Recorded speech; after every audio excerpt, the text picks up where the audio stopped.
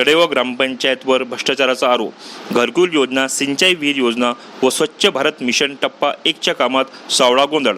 धामणगाव पंचायत समिती अंतर्गत तळेगाव दशाशर येथे घरकुल योजना, सिंचाई विहीर योजना व स्वच्छ भारत मिशन टप्पा 1च्या कामात सावळा गोंधळ व मोठ्या प्रमाणात भ्रष्टाचार झाल्याचा आरोप करण्यात येत आहे। मागील 29 मेच्या आमसभेत घरकुल योजना, सिंचाई विहीर योजना व स्वच्छ भारत मिशन टप्पा 1च्या कामात सावळा गोंधळ व मोठ्या प्रमाणात झालेल्या भ्रष्टाचार चौकशीसाठी सर्वसंमतीने ठराव घेण्यात आले, मात्र कोणतीच कारवाई झाली नाही। त्यामुळे संबंधित भ्रष्टाचाराची लवकरात लवकर चौकशी करून दोषींवर कारवाई करण्यात यावी या मागणीसाठी कालपासून तळेगाव स्टेट बँक जवळ माजी जिल्हा परिषद सदस्य अशोक धनजोळे यांच्या नेतृत्वात गावकरी आमरण उपोषणला बसले आहे। या आमरण उपोषणाची आमदार प्रतापदादा अडसळ यांनी गंभीर दखल घेत तसेच त्यांच्या निर्देशावरून तालुका भाजपा अध्यक्ष प्रवीण खैरकार व माजी पंचायत समिती सदस्य नरेंद्र रामावत यांनी आज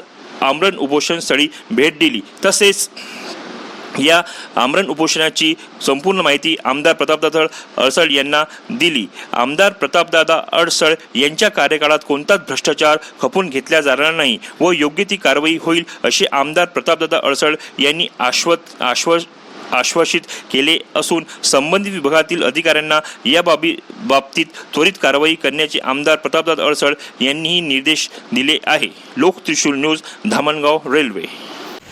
तळेगाव दशाशर येथे घरकुलामध्ये आणि सिंचन विहिरी, संडास यामध्ये खूप मोठ्या प्रमाणात भ्रष्टाचार झालेला आहे।